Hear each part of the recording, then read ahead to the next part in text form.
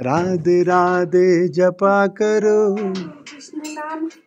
कृष्ण नाम को रटा करो. हरि बोल. ఇది ఘంటాకర్ణ టెంపుల్. ఆయన చెవులో చూడండి ఘంటాకర్ణ. ఠీకే, ఓకే ఓకే జీ, హరే కృష్ణ. ఇది ఘంటాకర్ణ టెంపుల్ అండి. ఈ టెంపుల్లో విశేషం ఉంది. ఏ విశేషం అంటే ఈయన మంచి శివభక్తుడుగా ఉండి హరి నామం వింటే చెవులని గెలగల గంటలు కట్టుకునేసి ఊపుతాడనమాట. వినపడకుండా ఉండేదానికి. కనుకంటే ఆయన చెవులో గంట కట్టి ఉంటాడు కాబట్టి ఆయన పేరు ఘంటాకర్ణుడు. ఆయన ముక్తి పొందింది, ఆయన తపస్సు చేసింది ఇక్కడే అనమాట. దాని వృత్తాంతం ఏమనగా, ఈయన మంచి శివభక్తుడు కదా. ఈయన ఒక భక్తికి మెచ్చి శివుడు ఇక్కడ ఆయన దర్శనం ఇస్తాడనమాట. ఇస్తే శివుడిని దర్శనం అడిగినప్పుడు నాకు ముక్తి కావాలని అడతాడనమాట. ఆయన నువ్వు బతకడానికి లేదు, భోగించడానికి లేదు, కైలాసంలో ఉండు, అంతేగాని నీకు ముక్తినిచ్చే శక్తి నాకు లేదు అంటాడనమాట భగవంతుడు. ఏం స్వామి, నిన్నే దేవాదేవుడిగా నేను భావించినాను, మీరు ఇలాగ అనేసరే అటు అనేసి ఆయన బాధపడినప్పుడు, ప్రభు ఊరటి అమ్మంజుగామి అలా ఎప్పుడైతే అమ్మంజుగామి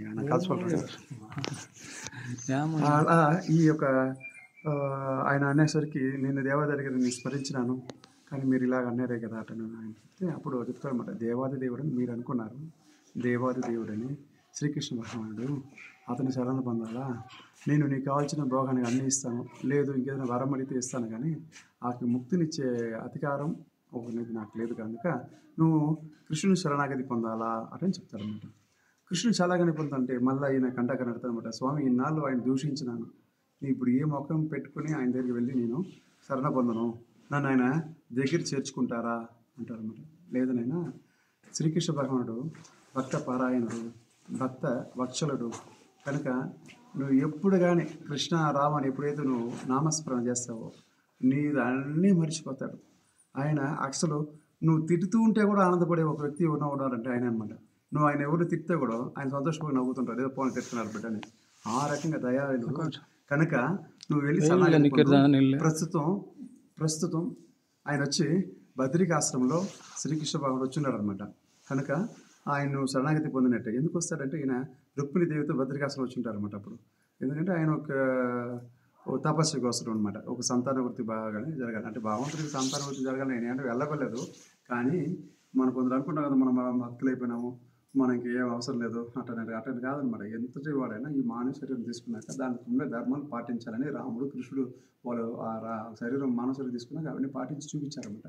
కనుక వాళ్ళు కూడా ఇక్కడ బద్రికాశ్రమం వచ్చి సంతాన ప్రాప్తి కోసం కొద్దిగా తపస్సులో ఉంటారనమాట. ఇంతలో ఈ ఘంటాకర్ణుడు వస్తాడనమాట. శివుడు చెప్పుకుంటాడు, ఈయనకి బ్రాహ్మణుడు అయితే చాలా ఇష్టం కృష్ణుడికి అనేసి. అందుకే కృష్ణ మంత్రం కూడా నమో బ్రాహ్మణ దేవాయ గో బ్రాహ్మణితాయ జగతిదాయ కృష్ణాయ గోవిందాయ నమో నమో అని ఉంటుందన్నమాట. కాబట్టి అంత బ్రాహ్మణుడు ఇష్టం కాబట్టి ఈయన చేస్తాడంటే గిఫ్ట్ కిందకి ఆయనైతే మాంసం తినేస్తూ ఉంటాడు అనమాట. నర మాంసం తినేస్తాడు, ఒక జంతువుల మాంసం తినేస్తూ ఉంటాడు ఘంటాకర్ణుడు. అటువంటి అతనికి ఆయనకి ఏదో గిఫ్ట్ ఇవ్వాలని నిజం చేస్తుండే. ఒక అలకనంద నదిలో స్నానం చేస్తూ ఉండే ఒక బ్రాహ్మణుని వైశ్యుని ముంచి అతను చంపి అతని సారాన్ని భుజం మీద తీసుకొచ్చి ఆయన ముందు వనబడేస్తాడు. స్వామి దానికి ప్రసాదం తెచ్చాను తీసుకొనేసి తర్వాత టిఫిన్ కిందకి ఆయన టిఫిన్ తీసుకునే ఆహారం ఇటువంటిది మనకు తెలిసిందనమాట. కాకపోతే ఆయన ఆ బ్రాహ్మణుడికి ముక్తి ప్రసాదించి తర్వాత ఇతను కూడా నాయన భక్తి ద్వారా నీకు ముక్తి వస్తుంది, ఊరిక ముక్తి రాదు, కాబట్టి నువ్వు హరినామంతో జపం చేసుకుంటూ ధ్యానం చేసుకుంటూ ఇక్కడ ఉన్నట్లయితే నీకు ఖచ్చితంగా ముక్తి లభిస్తుందని చెప్తామన్నమాట. అట్లా భగవంతుడు చెప్పి ఆయన ధ్యానం చేసిన ప్రాంతం ఇది. భగవంతుని స్వయంగా శ్రీకృష్ణ భగవానుడు కలిసిన స్థలం ఇది. రుక్మిణీదేవితో పాటు దర్శనం వచ్చిన స్థలం ఇది. కనుక ఇటువంటి ప్రాంతానికి రావడం మన పూర్వజన సుకృతం. ఇలాంటి ప్రాంతాన్ని గురించి వినడం మీ పూర్వజన సుకృతం. అలాగే విన్న వాళ్ళు ప్రతి ఒక్కరు కూడా ఈ యొక్క దర్శనం రావాలని కూడా నేను భగవంతుని మనస్ఫూర్తిగా కోరుకుంటున్నాను.